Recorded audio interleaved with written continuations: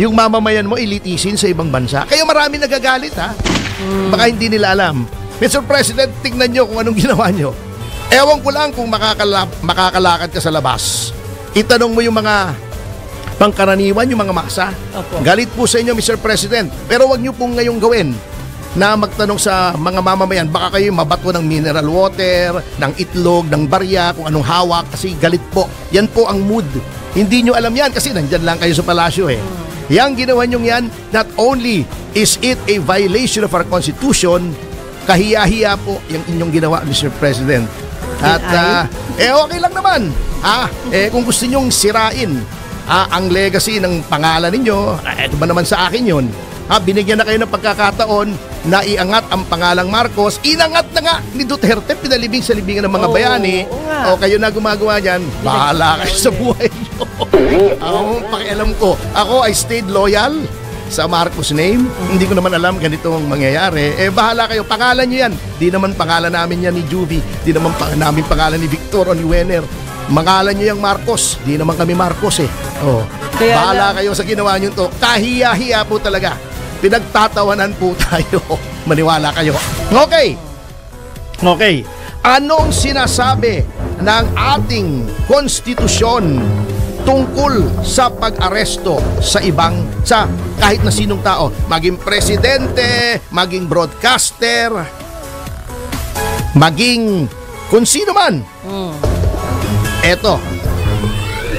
Lahat po ng gagawin ng authorities ay dapat konforme sa saligang batas. Okay. Anong sinasabi ng saligang batas? Okay. Eto ang sinasabi. The right of the people to be secure in their persons, houses, papers, and effects against unreasonable searches and seizures of whatever nature or for any purpose shall be inviolable. Hindi pwedeng labagin. Hindi lamang yung pag-aresto, paghalungkat sa iyong bahay, paghalungkat sa iyong kotse, paghalungkat sa iyong bag. Hindi pwedeng labagin. Kailan lamang pwedeng gawin ang pag-search o pag-aresto? No search warrant or warrant of arrest shall issue except upon probable cause to be determined personally by the judge after examination under oath or affirmation of the complainant and the witnesses he may produce, and particularly describing the place to be searched and the persons or things to be seized. Hindi pwedeng mag-aresto ng walang warrant. Okay, sinasabi nila, may warrant daw. Warrant ng ICC. Hindi pwede yung warrant ng ICC ay ipatupad sa Pilipinas. Sapagkat tayo ay may sariling batas. Hindi pwedeng yung batas ng ibang bansa ay ipatupad dito. In the same manner na yung batas natin ay hindi natin pwedeng ipatupad sa Amerika o sa Singapore. Halimbawa, sabihin ng Japan o sabihin ng, let's say, yung Czech Republic. Sa Czech Republic, legal ang marijuana. May pumantang mamamayan nila rito, may dalang marijuana. Ba hindi? Ang batas namin legal to ba't mo ako arrestahin dito? Ba hindi? Ang batas namin dito hindi legal. Arestado ka. Malinaw na malinaw yun. Okay. So, anong susundin na batas para sa pagpapatupad na warrant? Batas ng Netherlands o ng ICC? Yung charter ng ICC? O yung Rome Statute? Sabihin na natin, may jurisdiction? Hindi po. Hindi pa rin. Konstitusyon. Okay. Natin at nakalatag po sa ating konstitusyon ang mga requirements kung paano maaring arestuhin ang isang tao. Number 1, dapat by warrant of arrest. Hindi ng ICC. Kaninong warrant? Interpol? Hindi rin. Wala yan. Okay. Warrant na nanggagaling sa ating hukuman. Bakit? Dito mo arestuhin okay. Parang binastos mo. Opo. Yung batas natin, warrant sa ibang bansa. Subukan mo yung warrant dito, dali mo sa Amerika. Hindi Tignan mo pwede. kung magagamit mo. Hindi, eksperimento lang, Opo. Hindi pwede. Even yung FBI pag pumupunta rito, may aarestuhin, dumadaan sa sarili nating korte. Ayun. Dito. Subukan mo may warrant ka rito, dali mo sa ibang bansa. Ang aaresto roon ay yung kanilang mga pulis. Ayun.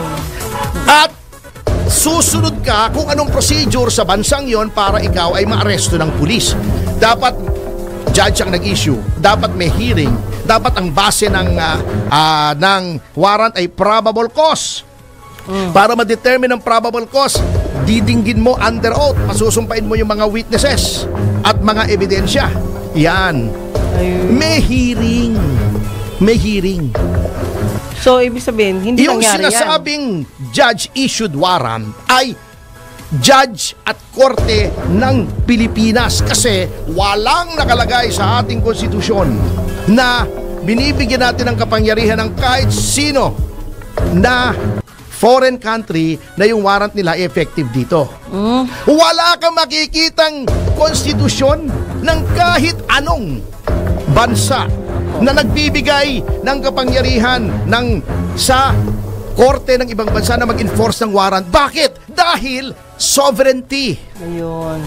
Wala ka namang kagalang-galang sa sarili mo kung lahat na lang ng warrant sa buong mundo pwedeng dalhin dito sa Pilipinas. Ganun po ang doctrine of sovereignty and independence at ng international law. I see. Ngayon, hindi po pwede rin na basta dalhin mo dahil lang nakalagay sa isang batas na ikaw ay pwedeng mag-extradite na mga akusado ng tinatawag na crimes against humanity. Hindi rin po pwede yun. Bakit? Sapagkat since nakalagay po na dapat nasundin ay ang batas natin. Okay. Ang batas na sinasabi ay ang extradition law. Kasi yung pagkuha kay Pangulong Duterte dito sa Pilipinas, papuntang Hague, ay tantamount to extradition. Extradition po yun eh. May nag-request ng isang bansa na, uy, may krimeng ginawa rito yung mamamayan. O isang tao, hindi lang mamamayan, kahit nagtago rito na foreigner.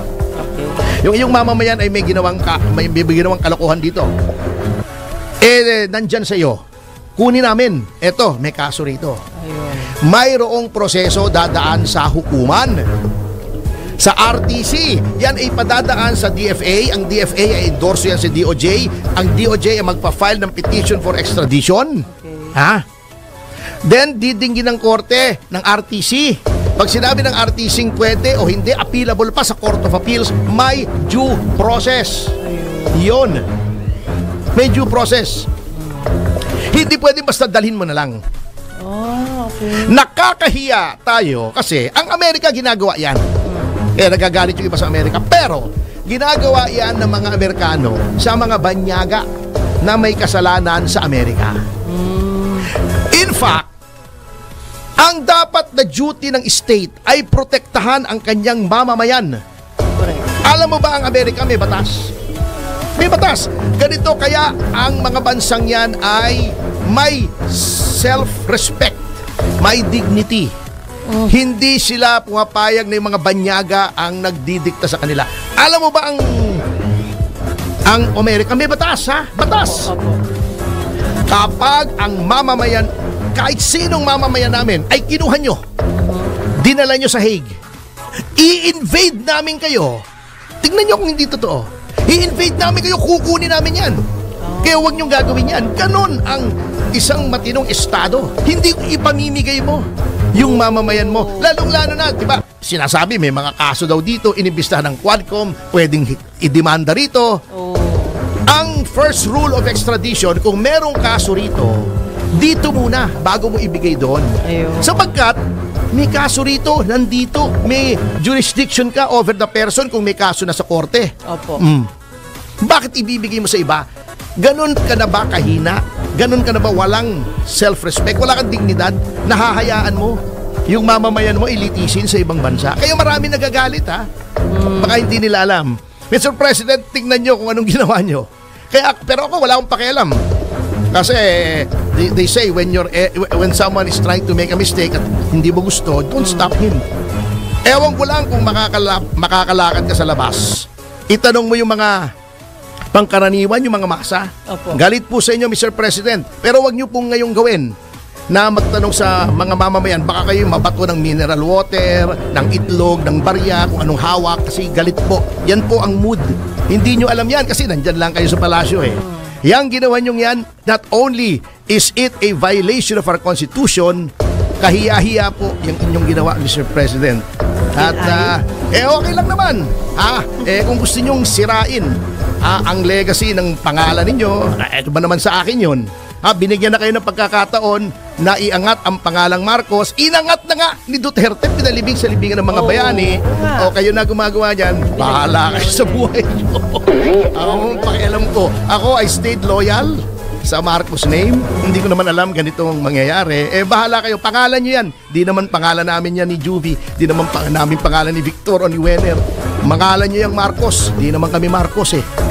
Bahala kayo sa ginawa nyo to. Kahiya-hiya po talaga.